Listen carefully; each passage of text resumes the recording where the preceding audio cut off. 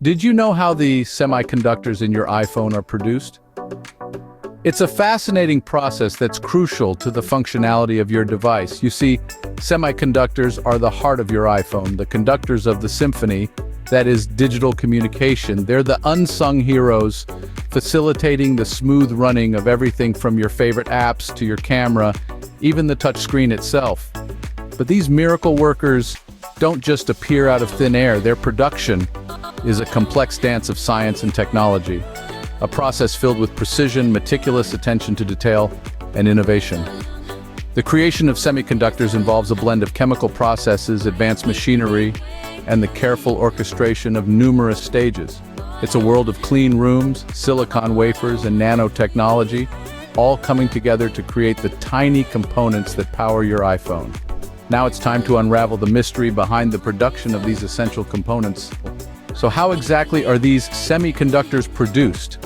Well, let's start from the very beginning. You see, it all begins with a simple yet abundant element, silicon.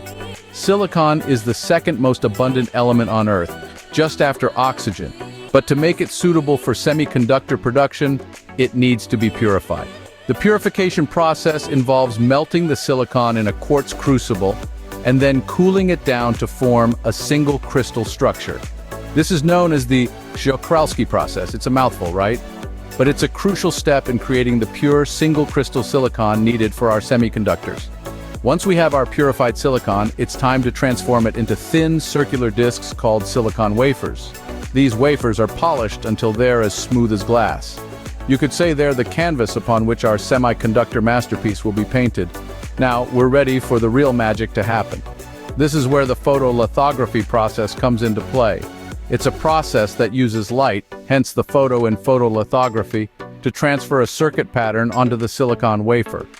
Imagine it as a high-tech version of stenciling, where instead of paint, we're using light to etch the design onto the silicon.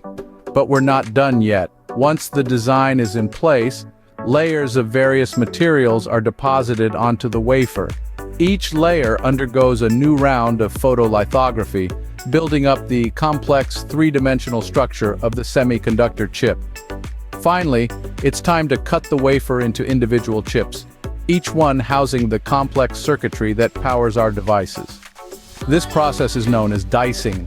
It's like cutting a pizza into slices, except our pizza is a silicon wafer and our slices are tiny, powerful chips. And voila! Just like that, a semiconductor is born. Now you might be wondering who creates these semiconductors for Apple and how the quality is ensured.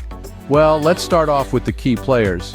At the forefront, we have the Taiwan Semiconductor Manufacturing Company, or TSMC for short. They're the world's largest dedicated independent semiconductor foundry and a significant supplier for Apple. But how do we know these semiconductors are top-notch? Well, that's where quality control comes in.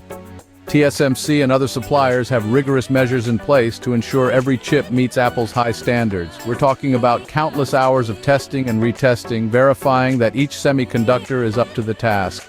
They scrutinize every detail, from the raw silicon to the final product, leaving no room for error. So rest assured, these aren't just any semiconductors in your iPhone. They're meticulously crafted, quality-tested powerhouses. So there you have it. The fascinating journey of a semiconductor from raw silicon to the powerhouse within your iPhone.